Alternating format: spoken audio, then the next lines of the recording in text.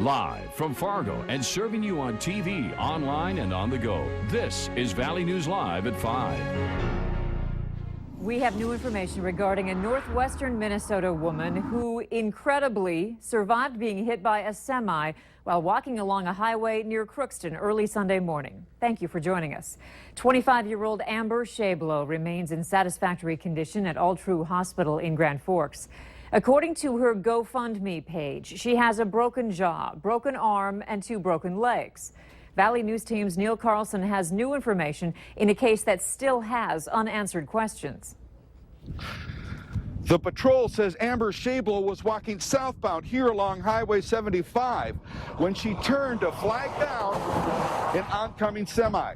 She was hit by the semi's front fender and mirror and thrown over into the northbound lane. And now the State Patrol has revealed that Amber was not alone. Her husband was with her as they walked along Highway 75, 4 miles north of Crookston at 1:25 a.m. Sunday.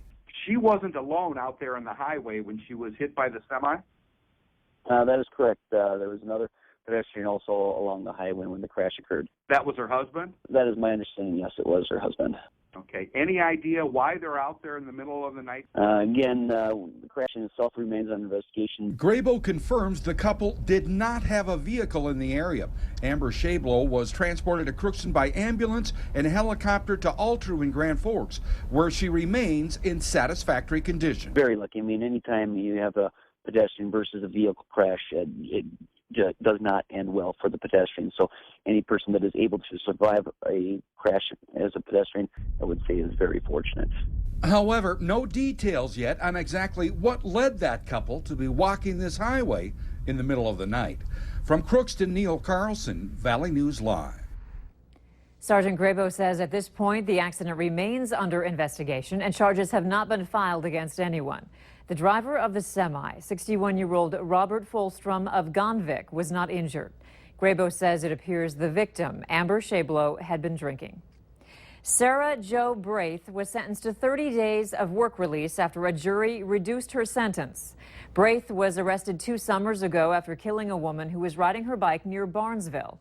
Braith was using her cell phone behind the wheel when she killed the woman and seriously injured another rider. It's only going to get worse because we're getting more drivers that's what they're used to. They're used to being distracted all day long with a phone. Coming up at 6 o'clock, hear why law enforcement says it can be frustrating at times when they work so hard keeping people from distracted driving, but they walk away with reduced sentences. A bit of a soggy day out there, and now we're getting reports of sleet in some areas. Let's go to meteorologist Robert Hahn to see what we can expect tonight. Robert? Yeah, what a difference a day makes after some 60s yesterday and even on a Sunday. Back into the 30s today. Temperatures have been falling all day, down to 34 now here in Fargo, 33 up in Grand Forks, 36 in Roseau and Thief River Falls. We do have some rain. We've got some sleet. We've also got quite a bit of wind out there. Those winds remain strong out of the northwest, gusting upwards of 30 miles per hour in many locations. That is creating wind chills in the 20s across most locations. And visibility is reduced because of some rain, some sleet, some snow, and even a bit of fog out there, and we'll continue to see some reduced visibilities as we head through the evening. A lot of cloud cover. We'll see some sunshine tomorrow, but overnight tonight with the clouds, underneath those clouds, we've got some rain. We've got some thunderstorms just southwest of Waskish and some sleet and even some snow down towards the Lisbon area.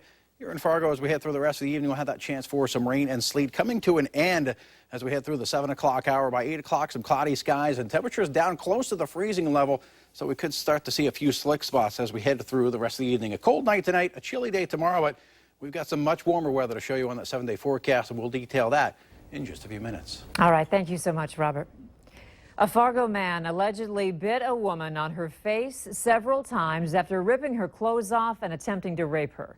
According to court documents, Fargo police responded to reports of a sexual assault at 3:30 Saturday morning on the 800 block of 10th Street South. Valley News Team's Ashley Bishop has more about the man and the felony charges he faces. Ashley? When police arrived, they found the victim in her car, not fully clothed, with blood running down her face and on her arms. She said she is friends with 28-year-old Holden Invick, but hasn't seen him in a few years. He's facing charges for attempted rape, aggravated assault, and fighting with police. The victim told police they were laying in Invic's bed cuddling with the lights off. Court documents say she was nearly asleep when Invic forced himself on her. She told him no, and he began to choke her as she screamed for help. While fighting, Invic began biting the victim's face and pulling her hair. Invic eventually began ripping the victim's clothes off and attempted to rape her. Court documents also say Invic began to pour chemicals down the victim's face and throat. When police arrived to the scene, Invic was upset and would not listen to police. Fargo police tried to place him under arrest, and he began to fight with numerous officers. Invic is still in jail at this time. All right, thank you, Ashley, for that live report. Invic is due in court in April and faces a minimum mandatory sentence of 5 years in prison. Police say to keep your eyes peeled and your doors locked. There have been at least 7 reported burglaries to police in the Fargo-Moorhead area in the last 24 hours. Moorhead and Fargo police remind people to lock your home and garage doors. Fargo police say the burglaries happen sporadically, and they suggest people keep their property lit at night or have motion lights. A public meeting is underway to discuss a reconstruction project that will impact nearly 30,000 drivers. Just less than 1 mile of 13th Avenue South near West Acres Mall will get new lanes, sidewalks, and upgrades to the sewer system. The nearly $9 million project will start in late April. The public meeting ends at 6:30 tonight. The Bison men's basketball team is back in the Summit League championship game for the 3rd year in a row. Alex Egan joins us live from Sioux Falls, where the Bison can punch their ticket to a 3rd straight NCAA tournament appearance. Hey, Alex.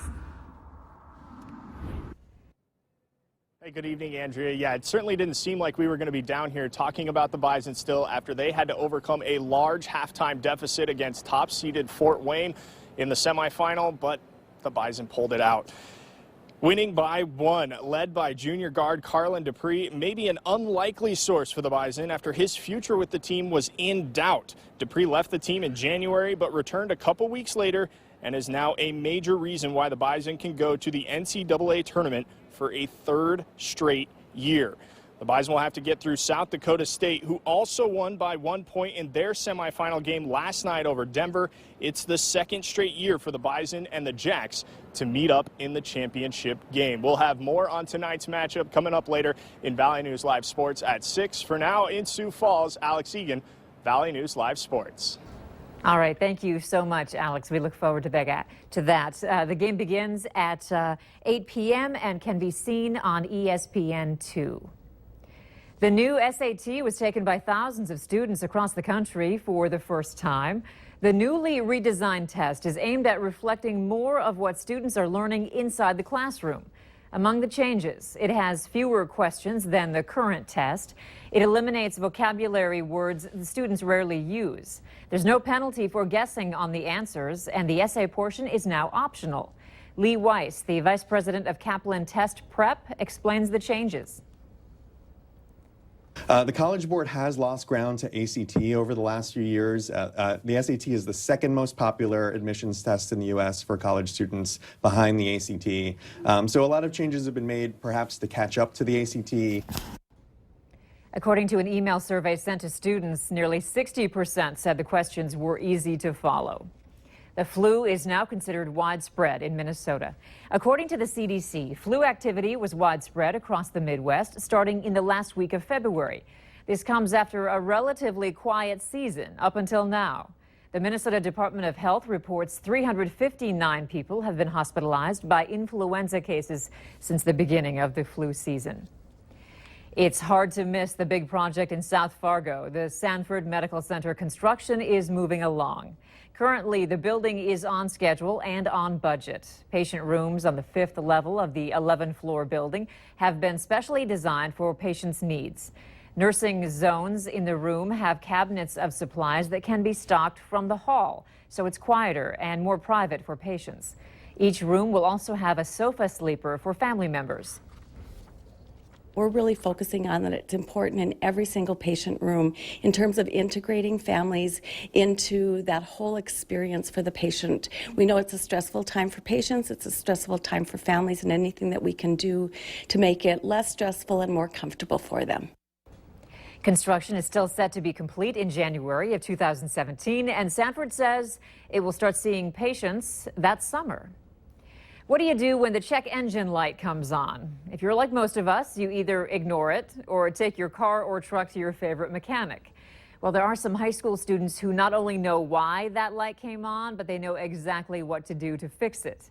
And today at M-State in Moorhead, they're demonstrating what they've learned in their high school automotive programs. More than 24 area high school students are competing with each other for prizes while diagnosing problems on cars and trucks.